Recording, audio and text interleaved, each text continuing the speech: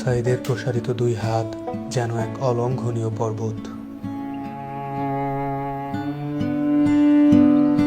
কোনো বর্গীর সাধ্য নেই যেটা অতিক্রম করে বাংলাদেশের মানুষকে স্পর্শ করতে পারে।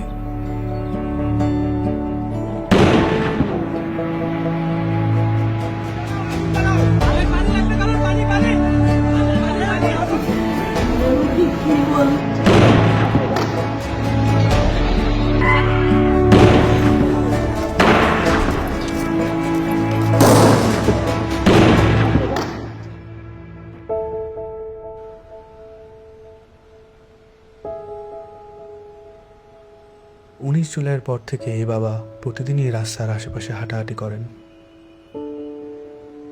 কখনো আবার নির্বাক দাঁড়িয়ে থাকেন। উনি সামনের দিকে তাকিয়ে থাকেন, কিন্তু আসলে কোনো দিকেই তাকান না।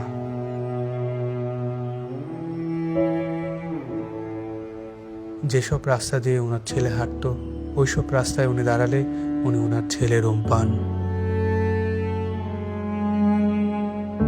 আমার ছেলে মৃত্যু অবস্থায় যখন দাফন দিতে নিয়ে যাবে, এর আগে যখন দেখছি যে হাসতেছে, সে হাসতেছে, হাসি মুখ অবস্থা। ইভেন্টের কাজ করতো, শুধু বাপের কিভাবে একটু সাহায্য করে। কোনো আজে বাজে আড্ডাতে ছিল না। ওই সারাদিন শুধু কলেজ থেকে আসা ও একটুখানি বিকেলবেলা একটু বন্ধু বান্ধব নিয়ে ক্রিকেট খেলতো, ক্রিকেটের পাগল।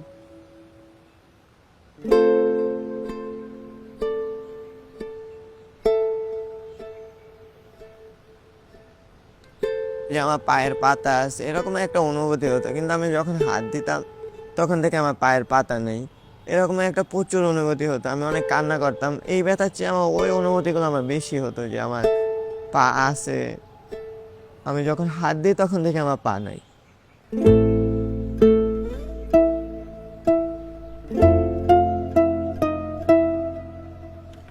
এই হসপিটালে আমি অল্প কিছুদিন হলো আসলাম। পা দিয়ে নতুনভাবে হাঁটা শিখতে আছি, মানে ছোটকালে যেভাবে হাঁটা শিখেছে মা, ওই রকমের এখানেও হাঁটা শিখাচ্ছে আর কি।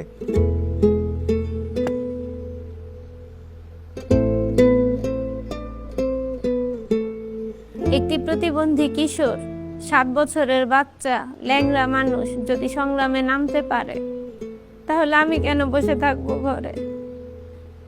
একদিন তো মরতেই হবে, তাই মৃত্যুর ভয় করে স্বার্থপরের মতো ঘরে বসে না থেকে গুলি খেয়ে বীরের মতো মৃত্যু অধিক শ্রেষ্ঠ। আমি যদি বেঁচে না ফিরি, তবে কষ্ট না পেয়ে গর্বিত হয়েও জীবনের প্রতিটি ভুলের জন্য ক্ষমা চাই। আনাস।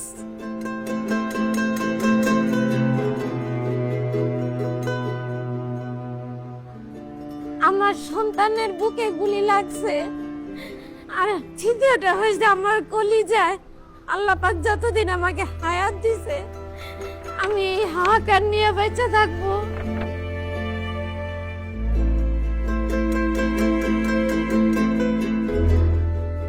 বাবা আসলে আমাদের একটা কিছু না, কিন্তু চকলেট নিয়ে আসছো। পিউ বাবা নাই বাড়িতে। যখন বাইরে গেছে আর পুলিশ এসে ওকে ঘুড়ি মেরে দিছে। আই মিস ইউ পিউ বাবা।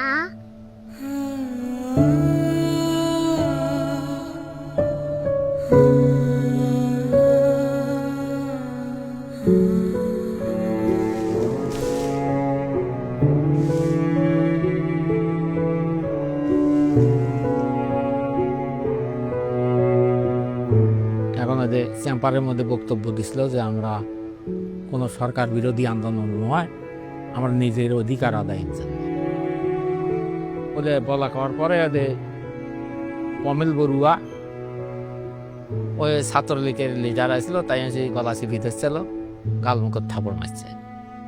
এখন ওই জন্যই ওর জেদ ধরে শহীদ হলো কি এখন ওটার ব্যাখ্যাটা আর আমি জানি না।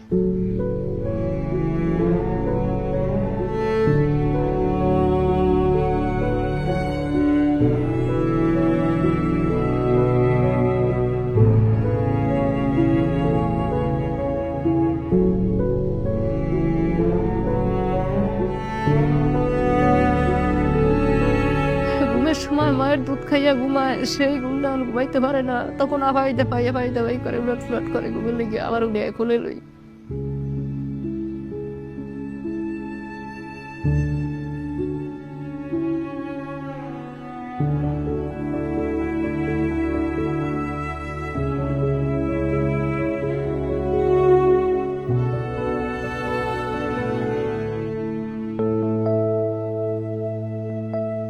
এখানে এসে যখন দেখি যে এখানে সবসময় ভাইয়া পড়াশোনা করতো, এই বিছানাতে থাকতো, এখন যখন দেখি ও নাই তখন একটা শূন্যতা কাজ করে মনের মধ্যে। খারাপ লাগে যখন দেখি যে ভাইয়া এই রুমে নাই। এই ছবিটা 18 জুলাই আমার আন্টি নাজিয়া খান ফেসবুকে পোস্ট করেছিল।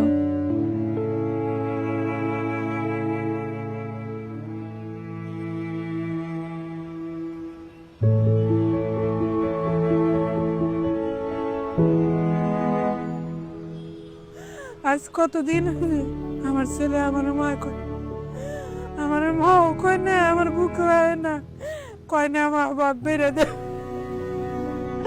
আমার সন্তানরা যারা যেভাবে মারছে আল্লাহ তাদের বিচার করুক। আমি সরকারের কাছেও বিচার চাই, জনগণের কাছেও বিচার চাই। আমার সন্তানরা মারছে, হাজার হাজার মায়ের বুক খালি করছে, যে খালি করছে তারও বিচার করুক আল্লাহ। কতটা তুমি হারালে বন্ধু, কেঁদেছে অন্তর। জানো না তুমি হারাবার ব্যথা, জানে পলাশির প্রান্ত। হারিয়ে গেছে যেখানে মায়ের সোনার নলুকখানি, গোলা ভরা ক্ষেতের ফসল, সাজানো ফুলদানি। এ হারানোর বেদনা তুমি রেখো অন্তরে, দেখবে তোমার দুঃখ লুকাবে পলাশির প্রান্তরে। বাংলাদেশের বুকের ওপর চেপে বসা 36 দিনের এই ভারই আমরা নিতে পারছি না। একবার ভাবি চলেন, 16 বছরে কত বড় ভার হয়ে এটা আমাদের বুকের উপর বসেছিল। এই ভারই আমাদের শক্তি দিক সংস্কার করে নতুন বাংলাদেশ গড়ার।